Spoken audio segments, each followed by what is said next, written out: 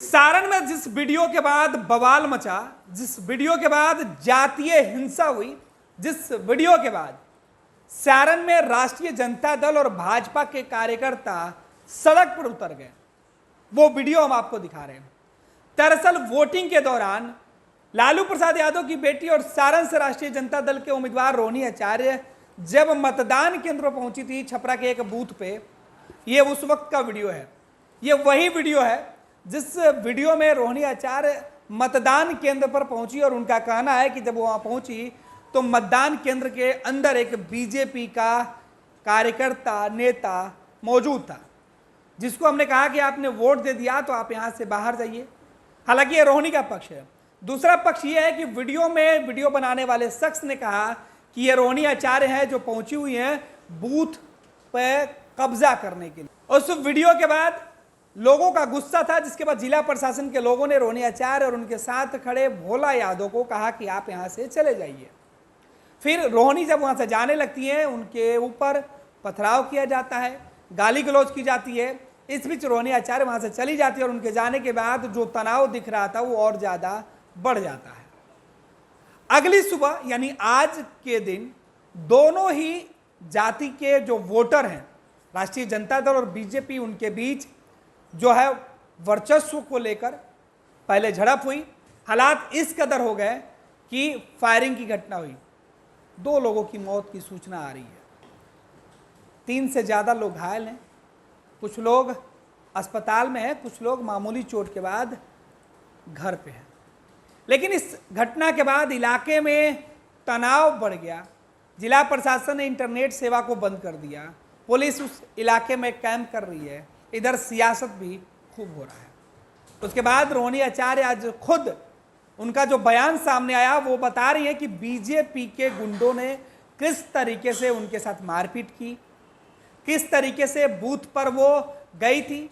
वो मीडिया से पूछ रही है कि जब मैं मतदान केंद्र पहुंची तो क्या मैं बूथ लूटने गई थी, जो मेरे खिलाफ इस तरीके के बातें कही जा रही है। मैं जब गई तो मीडिया के लोग मेरे साथ गए थे, आप लोग बताइए। ये रोहिणी आचार्य का अपना जो है सफाई है वो दे रही है। इस बीच वो आज अस्पताल पहुंची, जहां घायल राष्ट्रीय जनता दल के समर्थक रोहिणी आचार्य के जो पार्टी के राजद के कार्यकर्ता हैं उनसे मिली है, उनका हालचाल लिए। रोहिणी का कहना है कि मुझे न्याय चाहिए। बीजेपी के द्वारा हार के डर से बौखलाए भाजपा नेताओं ने इस तरीके की घटना की साजिश की है। इधर सत्ता पक्ष की तरफ से लगातार आरोप लगाया जा रहा है कि कल की जो घटना निकलकर सामने आई, उसके बाद आज जो वारदात हुई है, इन सब में राष्ट्रीय जनता दल की साजिश है। बीजेपी की तरफ से तारकिशोर प्रसाद, राष्ट्रीय जनता दल की तरफ से तेजस्वी यादव, मुकेश सहनी खुद बोल चुके हैं, खुद रोहिणी आचार्य का बयान सामने आया। इधर सत्ता पक्ष से नीरज कुमार ने भी इस पूरे मामले पर चिंता जताई है और कहा है कि जो घटना हुई है वो दुर्भाग्यपूर्ण हुई है। इधर तेजस्वी यादव कह रहे हैं कि इस पूरे मामले पर वो जिला प्रशासन से बातचीत करके जो भी दोषी है उसकी गिरफ्तारी की मांग करते हैं। अब देखना है कि सारण की इस घटना के बाद जिस तरीके से सियासत के अंदर सवाल उठ रहे हैं, इसका जवाब क्या होता है। अगले 2 चरण बिहार के अंदर चुनाव होने हैं और उसके पहले इलेक्शन कमीशन और आगे किस तरीके की तैयारी कर रहा है वो भी देखना होगा। फिलहाल हम आपको वो वीडियो दिखा रहे हैं जिस वीडियो के सामने आने के बाद कल से ही सारण में जो माहौल है वो खराब होना शुरू हो गया था। ये वीडियो आप देखिए, ये तब का वीडियो है जब वोटिंग चल रहा था और रोहिणी पहुंची हुई थी। उसके बाद आपको एक एक करके हम हर वीडियो दिखाएं। उसके बाद तेजस्वी यादव का बयान, किस तरीके से सारण के मामले पर वो सफाई दे रहे हैं, कार्रवाई की मांग कर रहे हैं। देखिए, चुनाव में हिंसा की कोई जगह होनी नहीं चाहिए। प्रशासन के लोगों से हमारी बात भी हुई है और जो आज सुबह घटना हुई है, शायद सुनने में आ रहा 2 लोगों की गिरफ्तारी हुई है, 2 लोग फरार हैं और प्रशासन के लोगों ने मुझको आश्वस्त किया है कि शाम तक जो बाकी के 2 लोग हैं उनको भी पकड़ लिया जाएगा। कुछ लोग हैं ऐसे जो हार की बौखलाहट से इस तरह का काम होता है, लेकिन चुनाव में इस तरह के लिए कोई जगह नहीं है और प्रशासन को लोगों को इस बात को देखना चाहिए। कल रोहिणी जी जिस बूथ पर गई थी वहां पर ये जो वीडियो आया है उसमें साफ दिख रहा है कि बीजेपी के कार्यकर्ता वहां पर या जो समर्थक थे वो लोग वोट कर रहे थे। अब हम चेचर गए थे तो वहाँ भी लोग वोट कर रहे थे, तो इसका मायना आप समझ सकते हैं। क्या लगता है ये जानबूझ करके ये हिंसा हम की जब जा रही पहली है? बार चुनाव लड़ रहे थे तो हम भी गए थे, तो बीजेपी के समर्थक वोट कर रहे थे उनके बूथ पे। दूसरे तरफ जनता दल यूनाइटेड की तरफ से जो जेडीयू के प्रवक्ता हैं वो इस घटना पर क्या कुछ कर रहे हैं, वो बयान भी आप सुन लीजिए। चुनाव उपरांत जो छपरा में दुखद घटना हुई है, इतिहास गवाह है कि लालू जी का परिवार जब जब चुनाव लड़ा है या स्वयं लड़े हैं तो सामाजिक उपद्रव होता रहा है। माननीय उच्च न्यायालय के फैसले के आलोक में लालू जी के समय जब चुनाव लड़ रहे थे तो चुनाव रद्द हुआ था और राजीव प्रताप रूढ़ी जी उसके बाद चुनाव जीते थे।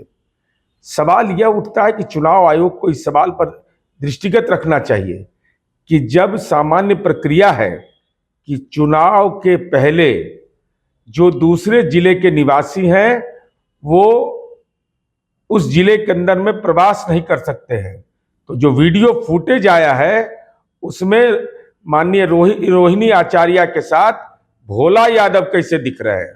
भोला यादव जी तो दरभंगा के रहने वाले हैं, तो आखिर वहां कैसे नजर आ रहे हैं। इस सवाल पर चुनाव आयोग को गंभीरता से कार्रवाई करनी चाहिए। साथ ही साथ लालू जी के पूरे परिवार और पूरे सिस्टम का मोबाइल का जांच होना चाहिए कि सामाजिक उन्माद फैलाने में इन लोगों की भूमिका क्या है, और वहां के लोगों से यही अनुरोध होगा कि धैर्य और संयम का परिचय दें, सामाजिक सद्भाव कायम रखें। इसके बाद आप तारकिशोर प्रसाद का यह बयान सुन रहे हैं। उन्होंने इस घटना पर सीधे तौर पर राष्ट्रीय जनता दल की साजिश की बात कही है। छपरा लोकसभा क्षेत्र की कल की घटना दुर्भाग्यपूर्ण है, इसकी हम निंदा करते हैं और इसकी पटकथा राष्ट्रीय जनता दल कल से ही लिखना प्रारंभ किया है। और जिस प्रकार से बूथ पर जाकर उम्मीदवार और उनके सहयोगियों के द्वारा न्यूसेंस किया गया है, उपद्रव किया गया है, ये दुर्भाग्यपूर्ण है। ये तो उनके शासनकाल की याद दिला दी। चुनाव वो हार रही हैं, इसीलिए इस प्रकार का न्यूसेंस की जैसे वो लग रहा था कि अवसाद में चली गई हैं। लेकिन अभी तक जो चुनाव हुआ है किसी तरीके का उपद्रव नहीं हुआ। नहीं हुआ है, किसी प्रकार का उपद्रव क्यों होगा? लोगों ने शांतिपूर्वक मतदान किया है। लेकिन छपरा की घटना को जानबूझकर वो एक उसे क्रिएट किया गया था। लोगों का आरोप है कि बूथ कैप्चरिंग को लेकर इस तरह की घटना हुई। नहीं, मैं तो बता रहा हूँ ना, इसकी पटकथा कल से ही लिखी जा रही है और ये दुर्भाग्यपूर्ण घटनाएं कल से ही हो रही है। वो बूथ पर जाकर उत्पात कर रही हैं।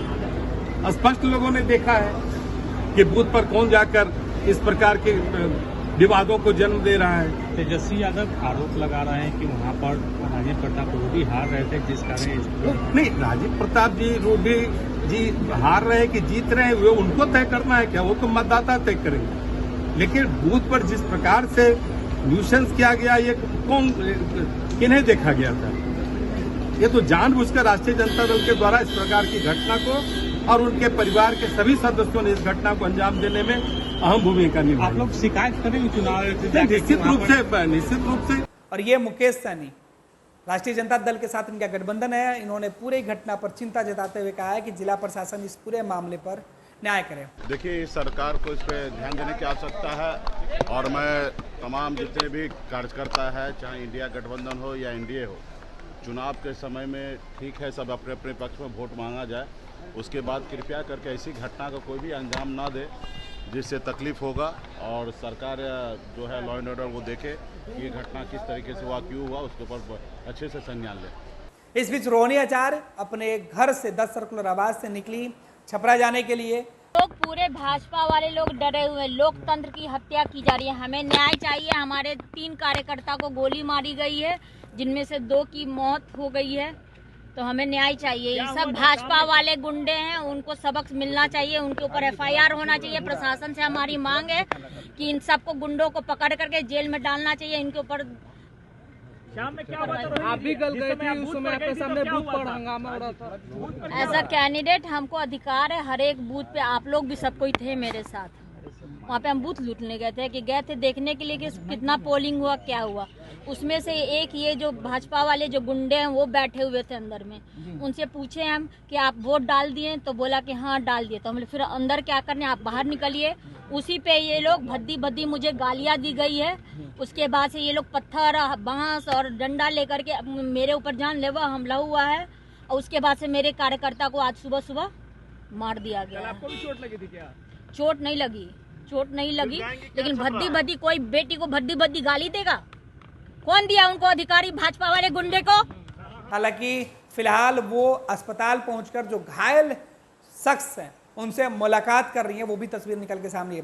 ये तो तमाम तस्वीरें छपरा की घटना की, आप खुद देखिए और तय कीजिए कि क्या लोकतंत्र के इस महापर्व में इस तरीके से घटना को, जिस तरीके के उपद्रव छपरा में हुआ है, उसे जितनी इसकी निंदा की जाए और आगे जिला प्रशासन और इलेक्शन कमीशन के जो पदाधिकारी हैं उनको भी ध्यान रखना होगा कि इस तरह की घटना नहीं हो।